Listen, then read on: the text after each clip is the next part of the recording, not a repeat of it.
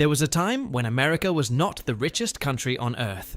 It was a scattered set of colonies on the edge of the world, far from Europe's power centers, with no ancient empire, no royal dynasty, and no guarantee it would ever matter.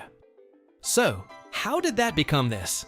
How did one country go from a young, rough, mostly agricultural nation to the biggest economic machine in modern history?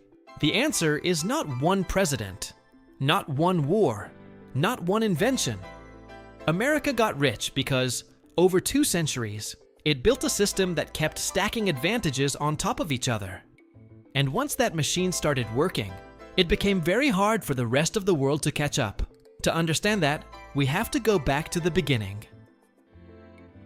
In its early years, the United States was not a financial giant.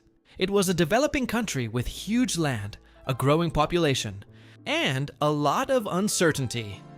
But one thing was already happening: expansion. From 1790 to 1890, the country's population kept pushing west, cities kept growing, and the US shifted from a rural society toward an industrial one. Census data shows the share of Americans living in places classified as urban rose from 5.1% in 1790 to 35.1% by 1890. That matters because wealth at scale usually does not come from scattered farms. It comes from concentration. Cities bring labor. Labor brings factories. Factories bring output. Output brings trade. And trade brings money. So before America became a global financial empire, it first became a country that could produce more, build more, and move faster. And that shift was massive. By the late 1800s, the US was no longer just expanding, it was industrializing. The country's transformation into a dense, urban, production-heavy economy was already underway, especially in the Northeast and around the Great Lakes. That meant more factories, more goods, more commercial activity, and a much bigger domestic market than many rivals had. But industrial growth alone was not enough. To become truly rich, America needed something even more important: a stable financial system. For much of the 19th century and early 20th century, the US banking system was fragile. Bank runs and panics happened again and again. That instability made growth harder, because when finance is weak, business is weak. That is why 1913 matters so much. In December 1913, the United States created the Federal Reserve. The Fed was established after repeated financial instability, with the goal of making the banking system more stable and less dependent on private rescue by powerful individuals. That gave the US a stronger backbone for credit, liquidity, and long-term economic expansion. This is one of the biggest hidden reasons America got rich. Not because central banking magically creates wealth, but because modern capitalism scales far better when the financial core is more stable. Then came the global turning point. The first half of the 20th century broke Europe. 2 world wars devastated rival powers. Industrial centers were damaged. Governments were weakened. Old empires declined. America, meanwhile, came out of World War II in a radically different position. Stronger, richer, and less physically damaged than the major powers it was competing with. And then the US did something incredibly smart. It did not just win militarily. It shaped the next economic order. In 1944, the Bretton Woods system placed the US dollar at the center of the post-war financial architecture. That helped turn the dollar into the world's key reserve currency. And after the war, the Marshall-I-Sykes Plan helped rebuild Western Europe, while also creating markets for American goods.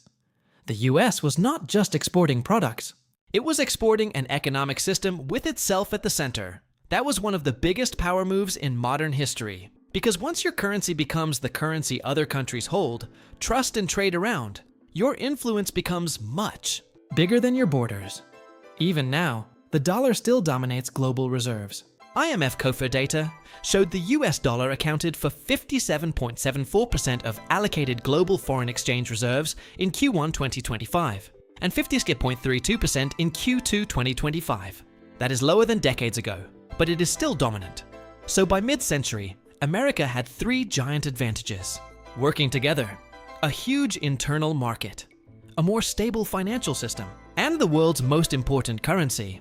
But the machine was still evolving. Next came infrastructure.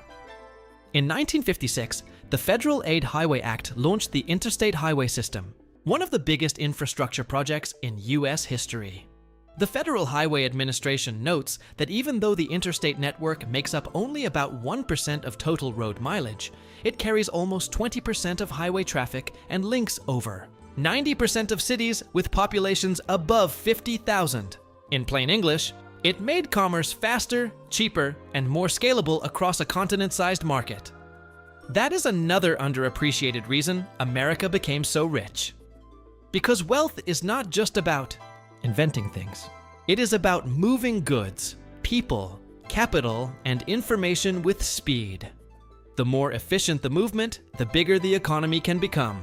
And America kept compounding. It built deeper capital markets. It attracted ambitious people. It created giant corporations. It turned innovation into industry, and industry into global dominance. Over time, this became a feedback loop. A big economy attracts capital. Capital funds innovation. Innovation creates giant companies. Giant companies create jobs, wealth, and more capital. That loop is why America did not just become rich once. It kept regenerating its advantage.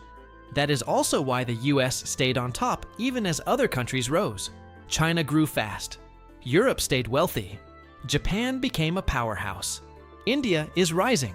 But the US still sits at the top in raw economic size. World Bank-based 2024 data puts US GDP at about $29.18 trillion, the largest in the world, and 2025 projections put it above $30 trillion. Now, here's the part most people miss. America did not become rich because it was morally better, not because it was magically smarter, and not because success was guaranteed.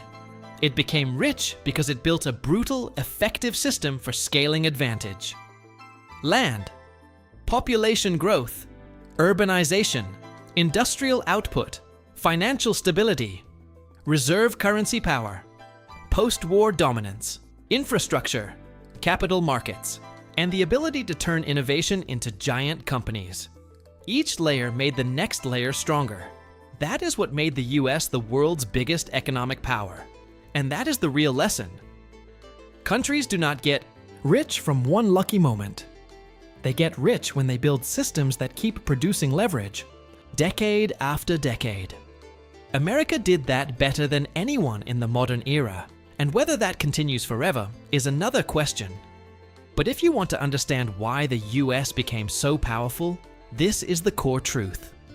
America did not just create wealth.